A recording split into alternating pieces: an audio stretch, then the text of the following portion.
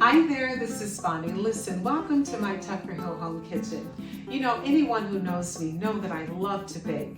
And so today I'm going to share with you one of my favorite recipes from my cookbook, Farm Girl in the City of Food and Love. And it's my recipe for my rich Southern pound cake. Now, one of the things you want to make sure you do before you even get started is to lay everything out. Make sure you get all of your measurements of your flour, your sugar. Make sure everything is ready for you to start pulling the cake together. And the other thing that's very, very important is to make sure that your butter, your cream cheese, and your eggs are at room temperature. That way, when you're blending or mixing everything together, it comes together nice and smooth. So, you're going to need 1 pound of unsalted butter, 4 ounces of cream cheese, 3 cups of pure cane sugar, 3 cups of cake flour, and to that you're going to add 3/4 teaspoons of baking powder and 1/4 teaspoon of salt. And to the mixture you're also going to need 1 teaspoon each of pure vanilla extract and lemon extract. And one of the things that I recommend in terms of getting your pan ready to pour the batter in is that you use, especially if you're going to be using one of those fancy bun cake pans, is that you use a good cooking spray. And this one happens to have the flour already mixed in. So if it's one of those pans that has all the cute little ridges and stuff, so when you turn it over and you take it out of the pan, it looks all pretty and fancy. Sometimes the flour, the batter will get stuck to the bottom of the pan, and this helps to eliminate that. So let's get started making our cake. Okay, before you get started, you want to go ahead and preheat your oven to 325 degrees. And then normally what I do is I will break my eggs into a measuring cup. That way, because you're going to be putting these in individually, that way if there's something that's not quite right with one of them, sometimes you get one without knowing that it's not really good. And what I do is I crack them into a measuring cup or into a bowl like I'm doing here. I'll crack all 8 of them. Give it another little wrap. And also, if you happen to, on occasion, have a little stray eggshell, gives you an opportunity to get it out before adding it accidentally to your mixture. It's okay, I have my eggs all cracked. And what we're going to do next is just grab a little hand towel. We're going to move this off to the side so we can start to get our cake pulled together. The next thing you're going to do is I will normally take a piece of parchment, another larger piece of parchment, and I will then add my flour to my sifter. From the smaller piece of parchment, I'll add the flour to my sifter. I like working with the parchment because it makes it real easy to transfer things. And then from there, I'll just dump in my baking powder and my salt and go ahead and sift this together. And so when this is ready to put into the mixer, the only thing I have to do is take this parchment paper and use it kind of as a funnel to transfer it to my mixer. Okay, so the next thing we're going to do is we're going to get started by blending or mixing our sugar and our butter. And you want to take your time when you're doing this because you want to make sure that everything is thoroughly blended. You don't want to have any clumps of anything in your mixture. So we're going to go ahead and start with the butter. And I normally will do this in little sections. And again, blend it thoroughly.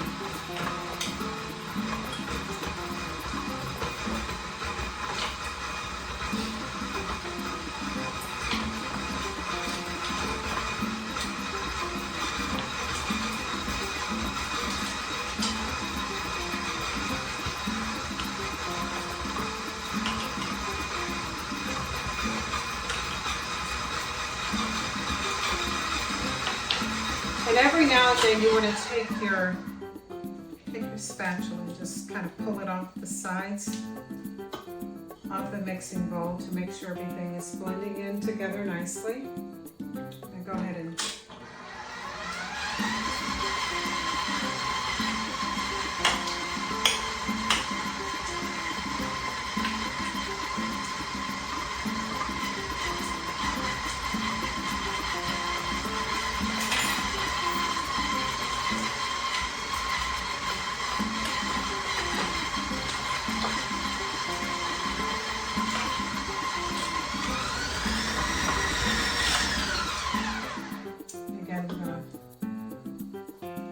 this off the sides of the mixing bowl again.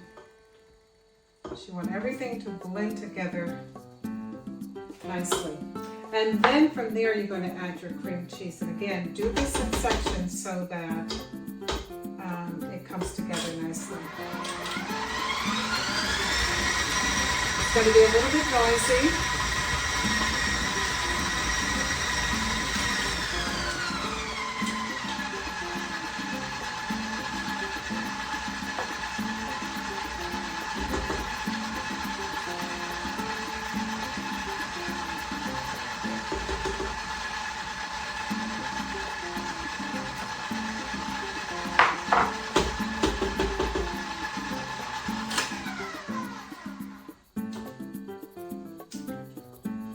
Again, we're going to pull it from the sides like you see me doing here.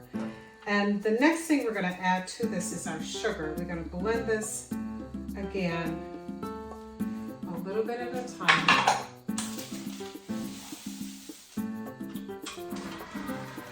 And you're going to see why I like using the parchment paper. It's a nice little way to, it's like a little funnel, if you will.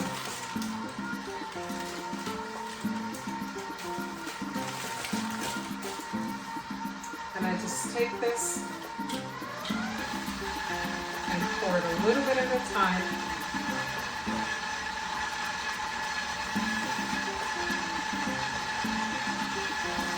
This is blending very nicely.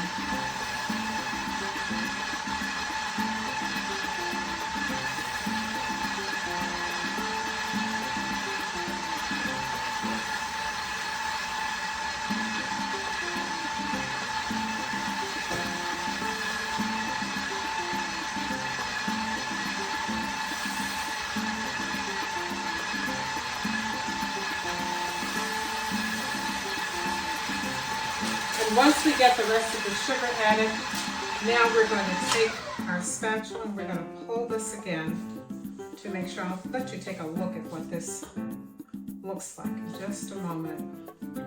The idea is you want to make sure you blend this very, very well so you get a nice consistency in your cake.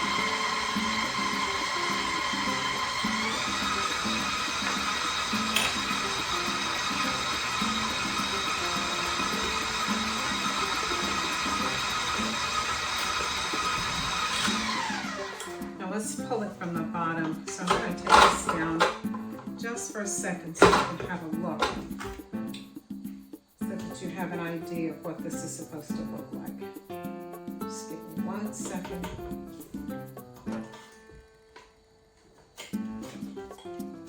Now, can you see that? Let me pull this.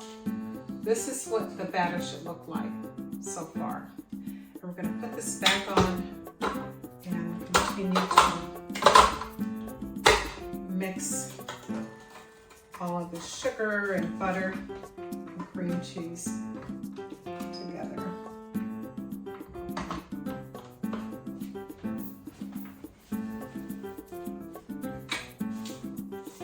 But the important thing is you want to make sure that you don't leave any of the sugar and butter separated at the bottom. So in addition to using your mixer, you want to make sure that you have a spatula to help you out as you go through the process.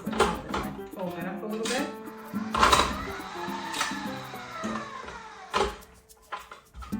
Okay.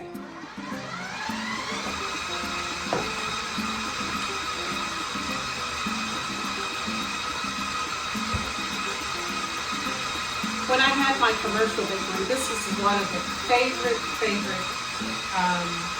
cakes for my clients. They would order, and I do all kinds of things with this. And as a matter of fact, one of the additions I'm going to add to this one is we're going to add a nice little lemon flavor to this once it's all done. But we'll get to that in a moment.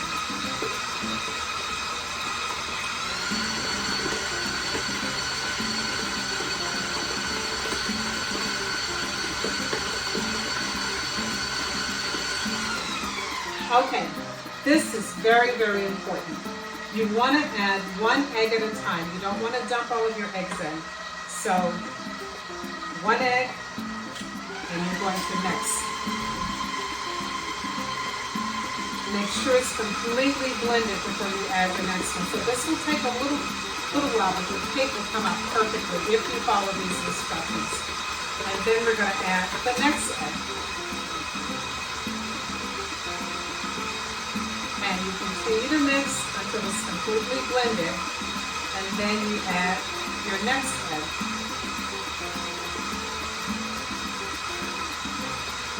And you basically keep going until they're completely blended. And it makes for a nice, the cake is just moist, but it's also very light, it's not dense. And it all has to do with the technique that you're using when you're mixing your batter. If you dump it all in together, you're going to get, I don't know if you've ever had the occasion where you might have had a piece of pound cake from someone and it was really heavy or dense. It's because they skip this part of the process. So it's very, very important. It may seem like, oh, I can dump them all in at one time. You really should not if you want a really good cake. And you can really see the difference in the batter as you're mixing it. It's getting nice and fluffy. And so when you bake it, you're going to have a nice, moist, very, very light cake that doesn't sit so heavy on your tongue. We are almost done. Two almost stuffed in there together. This is a beautiful batter, and I really, really love making this cake. So now we're going to go ahead and add the next egg, and we're down to just one, so we're almost there. And that's our last egg. We're going to let that blend. Now I go ahead at this point and add my vanilla extract as well as my lemon extract because it gets blended in nicely into the butter. You might want to turn the mixer down just a little bit so that you don't splatter all over your kitchen. And this is 1 teaspoon of pure vanilla extract and 1 teaspoon of lemon extract.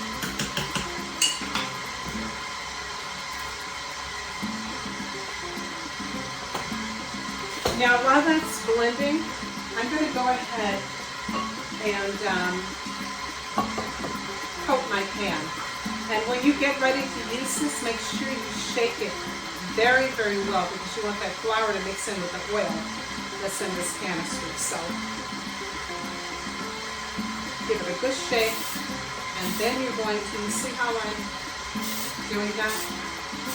And make sure you hit every part of the pan so that when you take this cake out, nothing sticks to the bottom of the pan. The sides, make sure you get around that little midsection there. Make sure you give it a nice little spray so that you will release your cake once it's done. Okay, that should be good.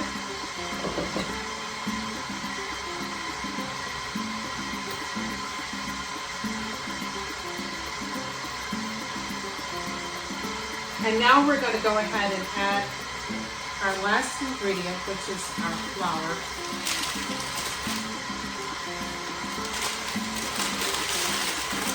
I'll tell you, it's much different working in your kitchen than in a commercial bakery. You have lots and lots of room. So we're going to turn this mixer down once again so that your flour gets mixed in, and you want to put this in maybe 3 or 4 parts.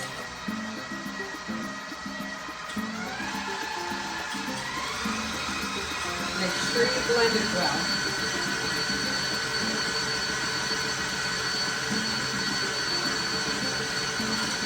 Turn the mixer down again. Once again, you don't want flour and batter going all over your kitchen. You want to mix that in very gently. And once it's mixed in a bit, you can then turn the mixer up again.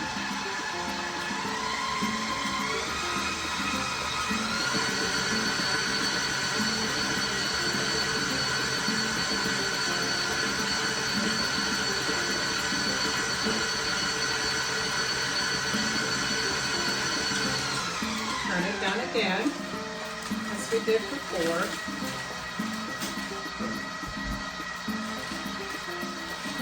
And again, you can put it in 3 or 4 parts. I think we're doing 3 parts here.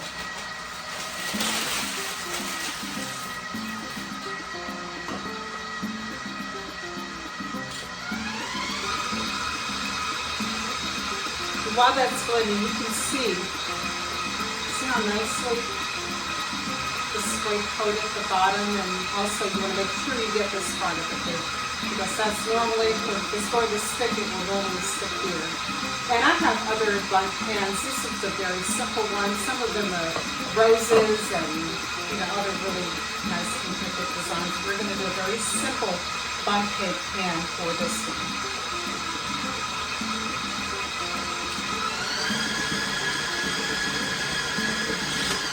Now you want to stop your mixer and take your spatula, and you're going to give it a nice stir to make sure that there's nothing stuck at the bottom or on the sides.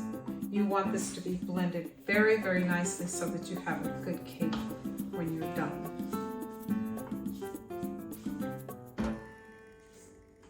And of course, once you finish mixing and you take it off of the stand, you can always do a nice little turn at the bottom, just in case, before you put it into your pan. And if there is anything stuck, I would recommend you put it back on the mixer and blend it again.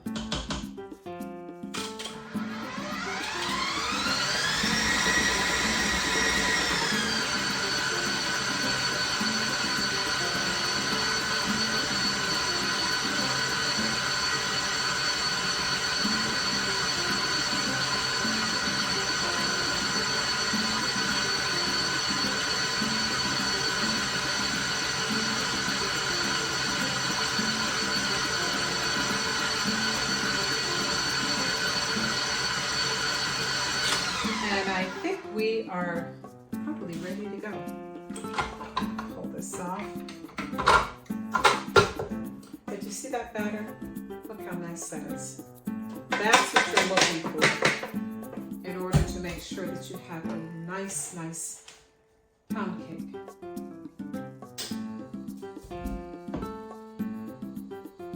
Now, I'm thinking back when I was, when I had my commercial business, I've even done wedding cakes using, because some people love pound cake, and I've even done wedding cakes. Now, when I did the wedding cakes, I did have to add, to give it more volume and make it even lighter, I would fold in egg whites and get the consistency that I get the cake that I was looking for. So let's see. I think we are good. Look at that. Can you see that batter?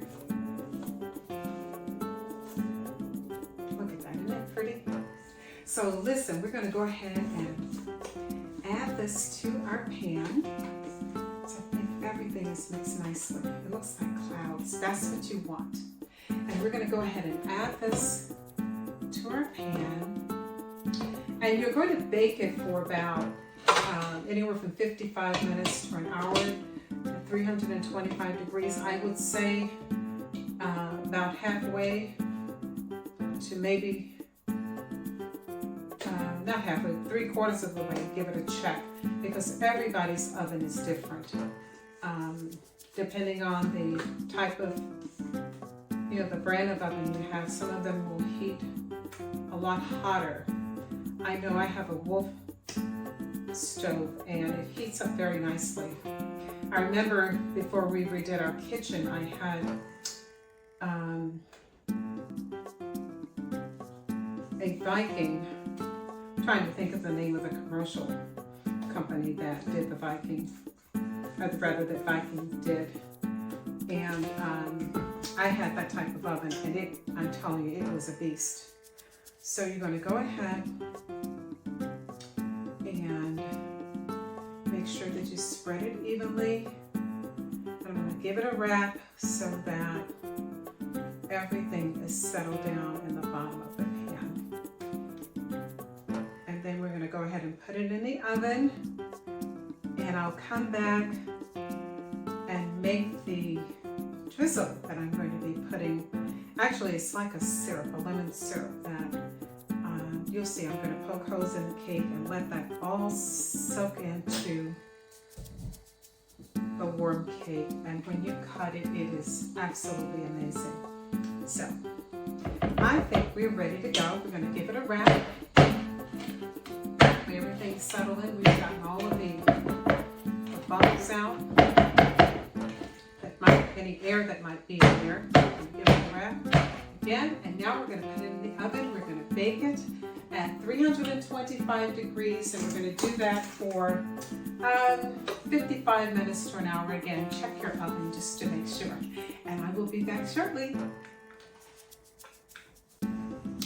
Okay, so the cake is all done, and listen, while it's warm, you're going to take a skewer like I have here, and you're going to poke holes all throughout it. Now, if you don't want to add any additional flavor to this, you don't have to. I happen to like to drizzle or infuse this with orange or lemon juice.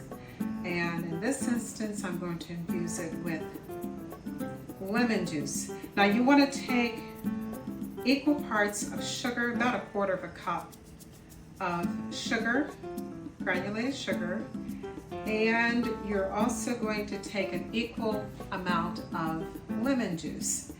And while the cake is still warm, and you're going to do basically what you would do if you were making a simple syrup. And while the cake is still warm, just take it and drizzle it, and it's going to soak up all that wonderful, wonderful flavor.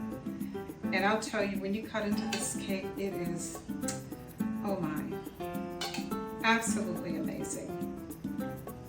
Now, if you want to dust this with some powdered sugar to give it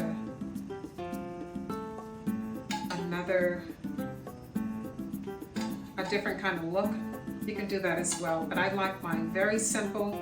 And when you add the lemon juice, it's good to take some fresh strawberries and cut them up with a little bit of fresh whipped cream, and you have yourself a very decadent but light dessert.